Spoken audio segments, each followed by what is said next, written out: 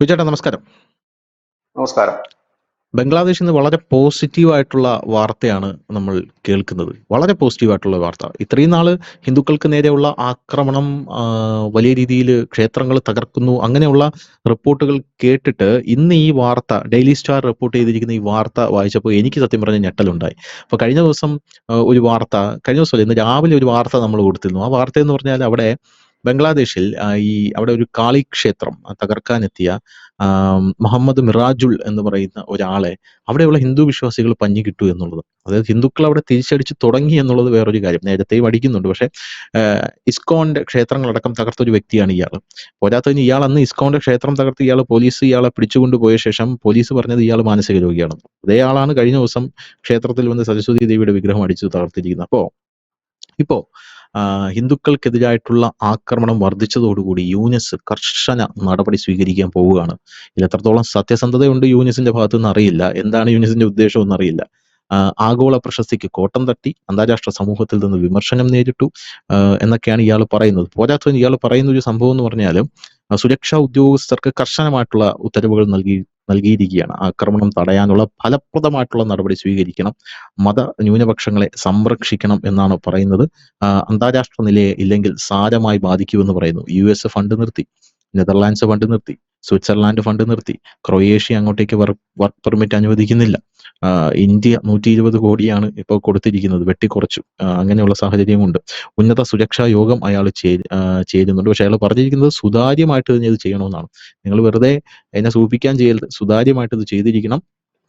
പോരാത്തതിന് ഏറ്റവും വലിയ ഒരു വാർത്ത എന്ന് പറയുന്നത്, ഇതിനകത്ത് ക്രക്സ് എന്ന് പറയുന്നത്, ഈ സംഭവങ്ങൾക്ക് വേഗത്തിലുള്ള ഒരു നടപടിക്കായിട്ട് ഒരു പ്രത്യേക കമാൻഡ് സെന്റർ ഇപ്പോ സ്ഥാപിക്കാനായിട്ട് നിയമനിർവ്വഹണ സമിതികൾക്ക് നിർദ്ദേശം നൽകിയിരിക്കുകയാണ്. ഈ കമാൻഡ് സെന്റർ ഈ ന്യൂനപക്ഷങ്ങളുടെ ക്ഷേമത്തിന്റെ ഏകോപനത്തിന് വേണ്ടിയായിരിക്കും ബംഗ്ലാദേശിൽ പ്രവർത്തിക്കുക എന്നും അറിയാൻ സാധിക്കുന്നുണ്ട്. എന്ത് തോന്നുന്നു ഇത് കേട്ടിട്ട്? ഇതിൽ എന്തെങ്കിലും ഒരു ആത്മാർത്ഥത ഇയാൾ കാണിക്കുമോ? അല്ല, ഇതിപ്പം യൂനസ് ആത്മാർത്ഥതയോട് പറഞ്ഞതോ അല്ലെങ്കിൽ യൂനസിന്റെ മനോഗതം അനുസരിച്ചോ ഇപ്പോൾ ബംഗ്ലാദേശിലെ ഭരണത്തിലിരിക്കുന്നവരുടെ ആ ഒരു മനസ്സോ ഒന്നും അല്ല ഇത്. കാരണം അന്താരാഷ്ട്ര സമൂഹത്തിൽ നേരത്തെ ധനുഷ് സൂചിപ്പിച്ച പോലെ അമേരിക്ക, നെതർലാൻഡ്സ് അങ്ങനെ അനവധി രാജ്യങ്ങൾ ഫണ്ട് കൊടുക്കുന്നത് നിർത്തിയിരിക്കുന്നു. വലിയ സാമ്പത്തിക പ്രതിസന്ധിയിലേക്ക് പോകും. നമ്മുടെ ഈ ലോക രാജ്യങ്ങൾക്ക് ഒരു ക്രമമുണ്ട്. അതായത് ഈ രാജ്യങ്ങൾ മറ്റൊരു രാജ്യത്തിന് ഫണ്ട് കൊടുക്കുന്നതിന് ചില ക്രൈറ്റീരിയകളുണ്ട്. അതായത് ഇവരെ ഓരോ ലിസ്റ്റിൽ പെടുത്തുകയാണ്. അതായത് സമാധാനത്തിന് വേണ്ടി നിലകൊള്ളുക, ഇല്ലെങ്കിൽ ഈ ഓരോന്നിനും ഓരോ രീതിയിലുള്ള ഫണ്ടാണ് കൊടുക്കുന്നത്. മരങ്ങൾ വെച്ച് പിടിപ്പിക്കുക, അല്ലെങ്കിൽ ഗ്രീനറി കൂടുതലുള്ള ഈ കാർബൺ ഡൈ ഓക്സൈഡിന്റെ ആ ഒരു പൊല്യൂഷൻ നിയന്ത്രിക്കുന്നതിന് വേണ്ട കാര്യങ്ങൾ ചെയ്യുക. അങ്ങനെയൊക്കെ ചെയ്യുന്ന ഓരോ ക്രൈറ്റീരിയ, ഓരോ ഗ്രൂപ്പായിട്ട് തിരിച്ചിട്ടാണ് ഈ ഫണ്ടുകളെല്ലാം കൊടുക്കുന്നത്. അതില് ഒരു ഫണ്ട് കൊടുക്കുന്നതിൽ ഒരു പ്രധാനപ്പെട്ട ഒരു പോയിന്റ് ഒന്ന്, തീവ്രവാദ പ്രവർത്തനങ്ങളെ നേരിടുന്ന രാജ്യങ്ങൾക്ക് വലിയ രീതിയിൽ ഈ യൂറോപ്യൻ രാജ്യങ്ങൾ ഫണ്ട് കൊടുക്കാറുണ്ട്. രണ്ടാമത്തെ കാര്യങ്ങൾ എന്ന് പറഞ്ഞാൽ ഈ മതന്യൂനപക്ഷങ്ങളെയും മറ്റുള്ള ന്യൂനപക്ഷ വിഭാഗങ്ങളെയും ഒരു മതത്തിലും പെടാത്തുള്ള ന്യൂനപക്ഷ വിഭാഗങ്ങളെയൊക്കെ സംരക്ഷിക്കുന്നതിലും മറ്റുമൊക്കെയുള്ള ഒരു ക്രൈറ്റീരിയ അതിലുണ്ട്. അപ്പൊ ഇതൊക്കെ ഇല്ല എന്ന് പറഞ്ഞു കഴിയുമ്പോൾ സ്വാഭാവികമായും ആ രാജ്യത്തെ ഈ ലിസ്റ്റിൽ നിന്ന് ഒഴിവാക്കപ്പെടും. ആ ലിസ്റ്റിലേക്ക് തിരിച്ചു കയറുന്നതിന് വേണ്ടി ആത്മാർത്ഥമായ ശ്രമങ്ങൾ ഉണ്ടാകണം. നമുക്കറിയാം പാകിസ്ഥാനില് അവർ അടിക്കടി പറയാറുള്ള കാര്യം, ഇവിടുത്തെ ഭീകരന്മാർ, അതായത് നമ്മുടെ ഇന്റർപോളും മറ്റുമൊക്കെ നോക്കിയ ഭീകരന്മാർക്ക്, അതായത് ഈ അമേരിക്കയൊക്കെ മുമ്പ് ഫണ്ട് കൊടുക്കുന്നത് തടഞ്ഞു വെച്ചത് പാകിസ്ഥാനോട് പറഞ്ഞത് പിന്നെ ഈ നിങ്ങൾ അവിടെ ഭീകരവാദികൾക്ക് ഫണ്ട് കൊടുക്കുന്നു എന്നാണ് പറഞ്ഞത്. അപ്പൊ ഞങ്ങൾ ഇവിടെ ഭീകരവാദികളൊന്നുമില്ല, അവരെവിടെയാണെന്ന് അറിയില്ല എന്നൊക്കെ പറഞ്ഞു. പക്ഷെ പിന്നീട് ഇന്ത്യ പോയിട്ട് തെളിവുകൾ കണ്ടെത്തിയായിരുന്നു ഈ ആഫീസ് ഇതൊക്കെ അവിടെ ഉണ്ടെന്ന് പറയുകയും അങ്ങനെ പാകിസ്ഥാനെ ബ്ലാക്ക് ലിസ്റ്റിൽ പെടുത്തുകയുമായിരുന്നു. അങ്ങനെയാണ് ഈ ലോകമെമ്പാടുമുള്ള അമേരിക്കയുടെ മാത്രമല്ല IMF അടക്കമുള്ള ഫണ്ട് കിട്ടാതാകുന്ന സ്ഥിതിവിശേഷമുണ്ട്. അപ്പൊ സ്വാഭാവികമായി ഇപ്പോൾ ബംഗ്ലാദേശ് ലോകത്തിന് മുമ്പിൽ നിൽക്കുന്ന ഏറ്റവും കൂടുതൽ ന്യൂനപക്ഷ പീഡനം നടക്കുന്ന ഒരു രാജ്യമായിട്ടാണ് ബംഗ്ലാദേശ് നിലകൊള്ളുന്നത്. ഇതേ അവസ്ഥ നമ്മുടെ രാജ്യത്തിന് മുൻപുണ്ടായിരുന്നു. അതായത് ഇവിടെ ന്യൂനപക്ഷങ്ങളെ പീഡിപ്പിക്കുന്നു എന്നുള്ള നരേറ്റീവ് ലോകത്തെ അന്താരാഷ്ട്ര മാധ്യമങ്ങൾ മുമ്പൊക്കെ വലിയ രീതിയിൽ പ്രചരിപ്പിച്ചെങ്കിൽ ഇന്ന് അത് പ്രചരിപ്പിക്കപ്പെടുന്നില്ല എന്നുള്ളത്. കാരണം അതിന്റെ യാഥാർത്ഥ്യം എല്ലാവർക്കും മനസ്സിലായി, ഇന്ത്യയിൽ അങ്ങനെ ഒരു ന്യൂനപക്ഷ പീഡനം ഇല്ല എന്നുള്ളത്. പിന്നെ ഇവിടെ അത് ഉപയോഗപ്പെടുത്തുന്നത് എനിക്ക് തോന്നുന്നത് ചെറിയ ചില സംഘടനകളോ പാർട്ടികളോ മറ്റോ അവർ പറയുന്നു എന്നുള്ളത്, അത് അവരുടെ നിലനിൽപ്പ്, അല്ലാതെ അന്താരാഷ്ട്ര സമൂഹത്തിൽ നമുക്ക് ആ ഒരു ചീത്തപ്പേരൊന്നുമില്ല. പക്ഷെ ബംഗ്ലാദേശ് സ്ഥിതി അതല്ലായിരുന്നു. അവരുടെ ഈ ഫണ്ടുകൾ കട്ടായി തുടങ്ങിയപ്പോഴാണ് അവർക്ക് മനസ്സിലായത് അന്താരാഷ്ട്ര സമൂഹത്തിന് മുമ്പിൽ അവരുടെ മൂല്യം ഇടിഞ്ഞു തുടങ്ങിയിട്ടുണ്ട്. ഇപ്പൊ ക്രൊയേഷ്യയിൽ നിന്ന് അവർക്ക് വർക്ക് പെർമിറ്റ് കൊടുക്കാത്തതിന് പ്രധാനപ്പെട്ട കാര്യം, അവിടെ അവർ നുഴഞ്ഞു കയറുന്നു, അവിടെ നിന്ന് അവർ മറ്റു രാജ്യങ്ങളിലേക്ക് പോകുന്നു, അല്ലെങ്കിൽ അവിടെ സിറ്റിസൺഷിപ്പിന് ശ്രമിക്കുന്നു എന്നുള്ള പേരാണ്. ഇത് തന്നെ മുമ്പ് അറബ് രാജ്യം, പ്രത്യേകിച്ച് GCC രാജ്യങ്ങൾ, ബംഗ്ലാദേശും പാകിസ്ഥാനിലെ തൊഴിലാളികൾക്ക് വിസ കൊടുക്കാത്തൊരു വലിയ വാർത്ത ഉണ്ടായിരുന്നു. അനുഷ്ഠ ശ്രദ്ധിച്ചിട്ടുണ്ടാകും ആ വാർത്ത. ഉണ്ട് ഉണ്ട് ഉണ്ട് ഉണ്ട്. എന്തുകൊണ്ടാണ് ആ വാർത്ത വന്നതെന്ന് ചോദിച്ചു കഴിഞ്ഞാൽ, ഈ കയറിപ്പോകുന്ന 95% പേര് ജയിലില്ല. കാരണം അവിടെ ചെന്നിട്ട് ഈ ഗൾഫ് രാഷ്ട്രങ്ങളിൽ ചെന്നിട്ട്, GCC കൺട്രീസിലൊക്കെ ചെന്നിട്ട് ഈ കള്ളത്തരം എന്താ ഈ ക്രിമിനലിസമാണ് ഇവർ ചെയ്യുന്നത്. അതായത് അവിടെ അതെ. ജയിലിൽ കിടക്കുന്ന 90% പേരും ഈ പാകിസ്ഥാനിലും ബംഗ്ലാദേശിലും. അതുകൊണ്ട് തന്നെ ഉം. എന്താണ്, ബംഗ്ലാദേശികൾക്ക് ഇനി വിസ കൊടുക്കേണ്ട എന്നൊരു തീരുമാനം ഗൾഫ് രാഷ്ട്രങ്ങൾ എടുത്തു. അതെന്ന് ഒരു രാജ്യത്തിന്റെ യശസ്സിന് അല്ലെങ്കിൽ ആ രാജ്യത്തിന്റെ പേരിനെ കളങ്കപ്പെടുത്തുന്ന കാര്യങ്ങളാണത്. അതെ. മറ്റൊന്ന്, പാകിസ്ഥാനെ ഇതുപോലെ തന്നെ ഗൾഫ് രാഷ്ട്രം സൗദി അറേബ്യയാണ് പറഞ്ഞത് ഇനി ഇങ്ങോട്ടെ കാര്യം കയറ്റിവിടുന്നത്. കാരണം അവർ ഈ പിന്നെ മതത്തിന്റെ മറവിൽ അവിടെ പോയിട്ട്, തീർത്ഥാടനത്തിന്റെ മറവിൽ അവിടെ പോയിട്ട് ഈ യാചക മേഖലയിലും ഒക്കെ കടന്നുകൂടുന്ന ഒരു രീതിയുണ്ട്. അതെ അതെ അതെ അപ്പം അതെ. അതൊക്കെ ഒരു രാജ്യത്തിന്റെ യശസ്സിനെ കളങ്കപ്പെടുത്തുന്ന കാര്യങ്ങൾ. അപ്പൊ ഇത് അന്താരാഷ്ട്ര യൂനസ് ഞാൻ പറഞ്ഞില്ല, അദ്ദേഹം ഒരു പൊളിറ്റീഷ്യൻ അല്ല, ഭരിച്ച് പരിചയമില്ല, അദ്ദേഹത്തിന് ഇതിനെക്കുറിച്ച് ഉം. യാതൊരു പിടുത്തവുമില്ല എന്ത് ചെയ്യണമെന്ന്. പുള്ളി അത് ഇതിലൊക്കെ നടന്നു കഴിഞ്ഞപ്പോഴത്തേനും ഈ ജമാഅത്ത് ഇസ്ലാമിക്കാരെല്ലാം കൂടെ പിടിച്ചിട്ട് നല്ലൊരു മുഖം വേണമല്ലോ തലപ്പത്തിരിക്കാൻ, അങ്ങനെ പിടിച്ച് ഇരുത്തിയ ഒരു വ്യക്തിയാണ്. അദ്ദേഹത്തിന് ഇതിന്റെ ഉം. കാര്യങ്ങളൊന്നും അറിയില്ല. കാര്യങ്ങൾ അറിഞ്ഞു വന്നത് കൊണ്ടാണ് ഈ നടപടി എടുക്കണമെന്ന് പറയുന്നത്. നടപടി എടുത്താൽ മാത്രം പോരാ, പേരിൽ നടപടി എടുത്താൽ പോരാ, പ്രത്യക്ഷമായ തെളിവുകൾ വേണം. ഈ ഉം. പ്രതികളെയൊക്കെ പബ്ലിക്കായിട്ട് അറസ്റ്റ് ചെയ്യുകയും മറ്റു കാര്യങ്ങളിലേക്ക് നടക്കണം. എങ്കിൽ മാത്രമേ അത് അന്താരാഷ്ട്ര സമൂഹം അത് ശ്രദ്ധിക്കപ്പെടത്തുള്ളൂ. അതാണ് ഇപ്പോൾ ചെയ്തുകൊണ്ടിരിക്കുന്ന കാര്യം. അതെ. മറ്റൊന്ന്, ഇസ്കോൺ പോലെയുള്ള ഒരു സംഘടനയാണ് ഏറ്റവും കൂടുതൽ പീഡനം ഈ ബംഗ്ലാദേശിൽ അനുഭവിക്കുന്നത്. ഇസ്കോൺ എന്ന് പറഞ്ഞാൽ ഉം. ചെറിയൊരു സംഘടനയല്ല, ലോകത്തെമ്പാടും പ്രത്യേകിച്ച് ആഫ്രിക്കയിലും ഏഷ്യയിലും യൂറോപ്യൻ കൺട്രീസിലും ഒക്കെ ഒരുപാട് ബ്രാഞ്ചസുകളുള്ള, ഒരുപാട് പേരുള്ള ഒരു ഒരു പ്രാർത്ഥനാ ഗ്രൂപ്പാണ് അവർ. അപ്പൊ അവരെ സംബന്ധിച്ച് പറഞ്ഞാല്, അവരുടെ യൂറോപ്പിലും ആയാലും റഷ്യയിലായാലും ആഫ്രിക്കയിലൊക്കെ ആയാലും അവരുടെ അംഗങ്ങൾ എന്ന് പറഞ്ഞാൽ നമ്മുടെ ഇന്ത്യക്കാരെക്കാൾ കൂടുതൽ അവിടെ ഉള്ളവരാണ് അതിലെ അംഗങ്ങൾ. അവിടുത്തെ സിറ്റിസൺ ആണ് അംഗങ്ങൾ. അപ്പൊ അവർ ഉം. ഉയർത്തുന്ന ഒരു വലിയ സമ്മർദ്ദമുണ്ട്. ഇന്ത്യയിലെ വിവിധ ഹൈന്ദവ സംഘടനകൾ ഉയർത്തുന്ന സമ്മർദ്ദമുണ്ട്. ഇത് ഇത് ഉം. അനവധി സമ്മർദ്ദങ്ങൾ ഒരു കാരണമാണ്. രണ്ടാമത്തെ കാരണം, നമ്മൾ ഇത് പാകിസ്ഥാനിൽ കണ്ടതാണ്. പാകിസ്ഥാനിൽ ഈ ന്യൂനപക്ഷങ്ങൾക്ക് നേരെ നടക്കുന്ന അക്രമ സംഭവങ്ങൾ, ഇല്ല അതിക്രമത്തിലൊക്കെ എതിരെ അമേരിക്ക ഉൾപ്പെടെയുള്ള രാജ്യങ്ങൾ വലിയ രീതിയിലുള്ള താക്കീതാണ് പാകിസ്ഥാൻ നൽകിയത്. അവരെ ഉം. സംരക്ഷിച്ചേ മതിയാകൂ എന്ന് പറഞ്ഞു. അതിന്റെ പേരിൽ അവരുടെ ഫണ്ട് പോലും നിർത്തുന്ന സ്ഥിതി വന്നപ്പോഴാണ് പാകിസ്ഥാനിലെ ഹിന്ദുക്കൾ അടക്കമുള്ള ന്യൂനപക്ഷങ്ങൾക്ക് നേരെയുള്ള അക്രമ സംഭവങ്ങൾ ഇപ്പൊ അവർ നിർത്തി വെച്ചിരിക്കുന്നു. അങ്ങനെ നമുക്ക് പറയാൻ കഴിയും, നിർത്തി വെച്ചിരിക്കുന്നതേ പറയാൻ കഴിയും. ഉം. ഉം. കാരണം ഉം. നാളെ ഈ പ്രാന്തന്മാർ എന്താ ചെയ്യുന്നത് നമുക്ക് പറയാൻ പറ്റത്തില്ല. ഇപ്പൊ നിർത്തി മനസ്സിലായി. വെച്ചിരിക്കുന്നത് അത് ഈ സർക്കാരിന്റെ ഇടപെടൽ കൊണ്ടാണ് നിർത്തി വെച്ചിരിക്കുന്നത്. ഉം. സമാനമായ സാഹചര്യം ബംഗ്ലാദേശിൽ ഇപ്പോഴാണത് മനസ്സിലായത്. കാരണം അവർ ഇതുപോലൊരു സ്ഥിതിവിശേഷത്തിലൂടെ കടന്നു പോയിട്ടില്ല ബംഗ്ലാദേശ്.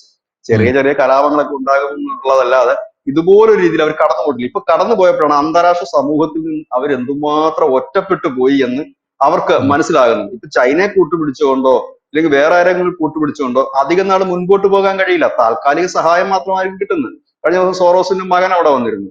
അദ്ദേഹം കൊടുക്കുന്ന താൽക്കാലിക ആശ്വാസമാണ്. അതുമൂലം അവർക്കുണ്ടാകുന്ന ഒരു നേട്ടമുണ്ട്. ഇവർക്ക് ഈ എന്താ പറയുന്നത്, നേട്ടങ്ങൾ, സഹായം രണ്ട് രീതിയിലാണ്. ഒന്ന്, നമുക്ക് വളരെ കാലമായി നിലനിൽക്കാൻ കഴിയുന്ന ഒരു സഹായം. മറ്റൊന്ന്, ഷോർട്ട് ടൈമിൽ നമ്മുടെ കടം, നമ്മൾ മുങ്ങിത്താഴാൻ ഒരു ചെറിയ പൈസ കൊണ്ട് തന്നിട്ട് നമ്മളെ തന്നെ ഊറ്റിക്കൊണ്ട് പോകുന്ന ഒരു രീതി. അപ്പം എല്ലാ രാജ്യവും അത് തന്നെയാണ്. ഇന്ത്യ ആയിരുന്നു എക്കാലത്തും ബംഗ്ലാദേശിന് കരുത്തായി നിന്ന് അവർക്ക് എല്ലാവിധ സഹായം കൊടുത്ത ഒരു രാജ്യം. അത് പതുക്കെ അതെ. പതുക്കെ ബംഗ്ലാദേശ് തിരിച്ചറിയുന്നുണ്ട്. പക്ഷെ കഴിഞ്ഞ ദിവസത്തെ ബഡ്ജറ്റ്, നിർമ്മലാ സീതാരാമന്റെ ബഡ്ജറ്റില് ബംഗ്ലാദേശിന്റെ പൈസ ഒന്നും നമ്മൾ വെട്ടിക്കുറച്ചിട്ടില്ല. ആ 120 കോടി രൂപ നമ്മൾ ഇപ്പോഴും കൊടുക്കുന്നുണ്ട്. ഇനി ഈ ബഡ്ജറ്റിലും അത് വകയിരുത്തിയിട്ടുണ്ട്. വെട്ടിക്കുറച്ച് മറ്റു ചില രാജ്യങ്ങളുടേതാണെന്ന് എനിക്ക് തോന്നുന്നു.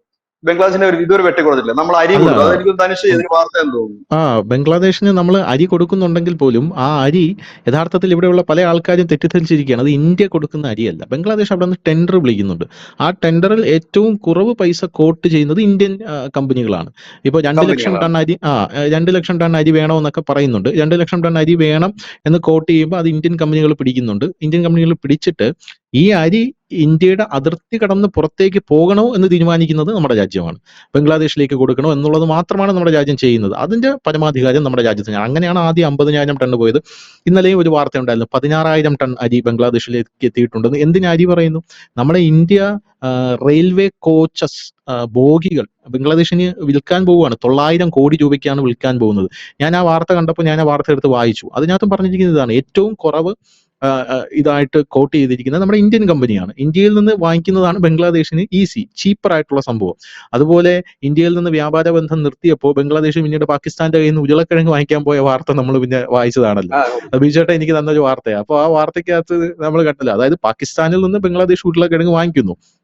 പക്ഷെ ഈ പാകിസ്ഥാൻ ഉരുളക്കിഴങ്ങ് വാങ്ങിക്കുന്നത് നമ്മുടെ കയ്യിൽ നിന്നാണ്, ഇന്ത്യയുടെ കയ്യിൽ നിന്നാണ് പാകിസ്ഥാൻ ഉരുളക്കിഴങ്ങ് വാങ്ങിക്കുന്നത്. അപ്പൊ അങ്ങനത്തെ ഒരു വിഷയമൊക്കെ ഈ ബംഗ്ലാദേശിന് അതിഭീകരമായിട്ട് വന്നിട്ടുണ്ട്. അതുകൊണ്ട് നമ്മൾ ഇന്ത്യ അരി സംഭവമില്ല. പക്ഷേ ഇതിനു മുമ്പ് ഞാൻ ആ വാർത്തയിൽ മനസ്സിലാക്കിയ ഒരു കാര്യം, ഇന്ത്യ ഇതിനു മുമ്പ് 200 കോടി 300 കോടി രൂപയൊക്കെ എയ്ഡ് കൊടുത്തുകൊണ്ടിരുന്നതാണ് ബംഗ്ലാദേശിന്. പക്ഷേ ഇപ്പോ 2 ടേം ആയിട്ട് 120 കോടി മാത്രമേ കൊടുക്കുന്നുള്ളൂ. അതായത് കഴിഞ്ഞ തവണ 120 കൊടുത്തു, ഇത്തവണയും കൊടുക്കുന്നുണ്ട്. അത് വെട്ടിക്കുറച്ചിട്ടില്ല, അത് സത്യമാണ്. ആ ഒരു തുക കൊടുക്കുന്നുണ്ട്. പക്ഷെ ഇതിനകത്ത് ഒരു കാര്യം എന്ന് പറഞ്ഞു കഴിഞ്ഞാൽ ബംഗ്ലാദേശിനെ സംബന്ധിച്ച് ഇപ്പോൾ അവർക്ക് ഉടനടി ഒരു നടപടിയിലേക്ക് പോയേ കഴിയും. അത് ഇന്ത്യയുമായിട്ടുള്ള ബന്ധം നല്ല രീതിയിൽ കൊണ്ടുപോകാൻ മാത്രമല്ല, അന്താരാഷ്ട്ര സമൂഹത്തിന് മുമ്പിൽ അവർക്ക് ഒരു നല്ല ഇമേജ് ഉണ്ടാക്കിയെടുത്തേ പറ്റൂ. ഒന്നാമത്തെ കാര്യം. രണ്ടാമത്തെ കാര്യം, ഇന്ത്യയുമായിട്ടൊരു ടേബിളിന്റെ മുമ്പിൽ ഇരിക്കണമെങ്കിൽ, അടുത്തിരുന്നവർക്ക് സംസാരിക്കണമെങ്കിൽ പോലും അവിടെ നടപടികൾ എടുത്തേ മതിയാകും. എങ്കിൽ മാത്രമേ ഇന്ത്യ ഒരു ടോക്കിന് വേണ്ടിയിട്ട് അവിടെ പോവുകയുള്ളൂ.